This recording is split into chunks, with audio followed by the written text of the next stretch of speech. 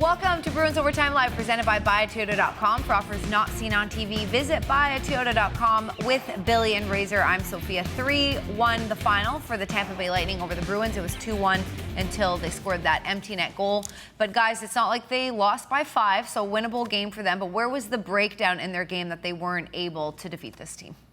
Maybe plural, breakdowns, who knows? Again, Tampa. I'm going to give Tampa some credit here. Yeah, First of all, sure. Vasilevskiy was good. Yeah. Okay, he's getting better. He's finding his form. I thought Tampa was really good in the neutral zone.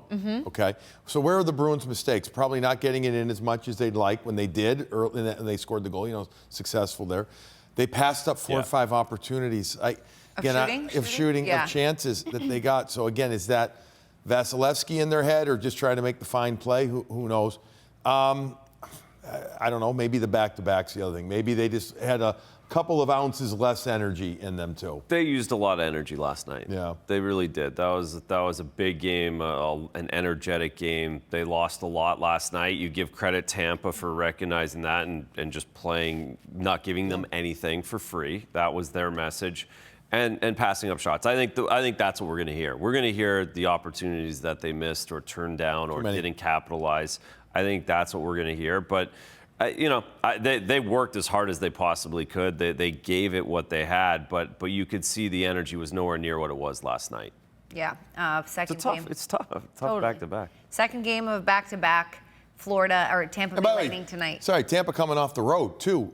Give them credit as well. They brought the energy. That's typically the hard game, not just the road, West Coast trip. Right. They did a nice job with that. Well, they did. You said they didn't give him any gifts. It's true, but they did get a goal overturned, that being the Tampa Bay Lightning. So the Bruins got a gift with that, with Cirelli being offside here. Yeah, I mean, it was offside, and they kind of turned it over a few times here in the middle of the ice, which wasn't pretty. Great job by the video staff. All video staffs are on top of these offsides like crazy. It's amazing how on it they have to be, because you forget about them after plays like this. But it was offside, the right call, and the Bruins got a bit of a break there, or at least kept them in the game, because they weren't scoring 2 in the third for sure. Anyway, my regular, I can't stand offside review. I just can't. It was absolutely the right call. Oh, yeah, it's horrible. That whole thing's horrible. Come on. Yeah, I know. I hear you. It doesn't matter which. It's good for the Bruins, yet they didn't take advantage of it. But on the other hand, I'd say the same thing if it went in the Bruins, the other direction, too. Yeah. Like, come on. This much. I know. They turned the puck over a few times, but we have it, so we're used. We got to deal with it. Yeah, if it goes one way, it's got. I mean, if you're doing it for half the season, you got to do it for the whole season, obviously, and I agree with you on the rule. But okay, guys, so they didn't capitalize there. The Bruins, though, did have a lot of chances in the third. Some of them missed shot opportunities for sure, but why don't we show you the chances they had in the last frame? Yeah, they had a bunch of chances to get into the second period, Razor, right? We kind of hoped that they would build off that, and they had a few. I was hoping for a few more. How's that for analysis? I thought that this was a good look right here, pumping it towards the net, but Vasilevskiy at the last second actually was able to see it pretty clearly. Coming up, there's going to be another good opportunity, 3-on-2, but that's the overpassing right there. You're taking it out of a bona fide shooting area, scoring area, and putting into a hopeful area. But that was good, and then this one, I think, was the best of the period. That ended up being the last chance, too, right? That was the last chance at 12 minutes. Only 7 shots in the third, 7 shots on the second for the Bruins. So 14 shots over the last 2 periods, and none of them were of the odd man variety. Like we said, Lightning were packed in pretty well. So just not enough, and you see that, especially the 4-on-3 one. I know they're trying to open up for David Pastrnak, but at that point in the game, it wasn't one of those games. It just wasn't one of those games, so you got to find a way to get it on net. Someone we highlighted pregame for good reason, Brayden Point.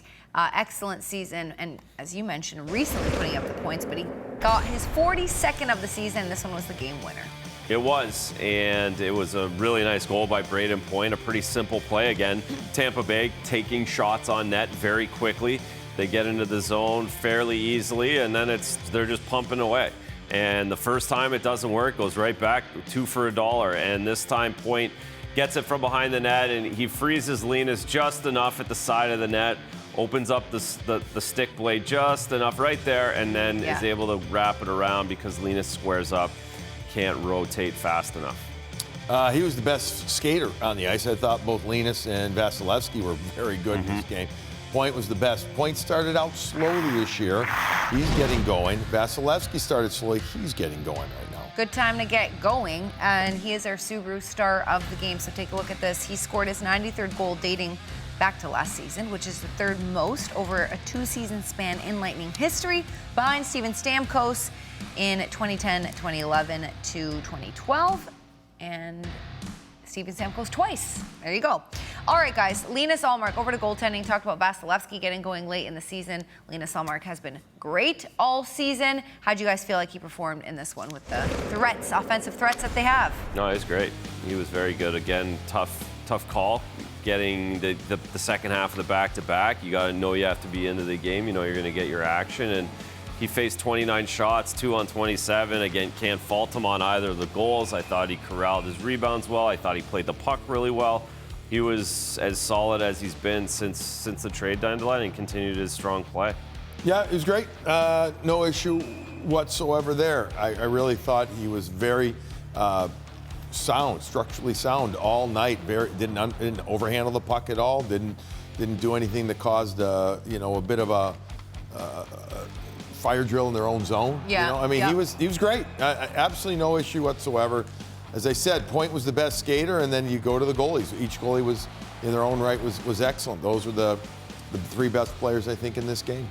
27 saves on 29 shots, and Linus Ullmark in his last 5 games, 3-2-0 with a .945 save percentage and a 1.81 GAA. So you guys are back on the mic. It's not a short night for you. You've got to do another morning brew today. You'll be talking this. Are you going to be talking some NCAA stuff too, or that's No, oh, no. we're going hardcore Okay. Bruins. Okay, hardcore Bruin and home. And home. And home. Okay. And home. Raider's got to work. I got to work. We're both on the road tomorrow. NESN.com/podcast or wherever you get your podcast, proudly presented by Berkshire Bank. Jim Montgomery goes one-on-one with Brick after every game. Let's get his thoughts on this loss to the Lightning right after the break.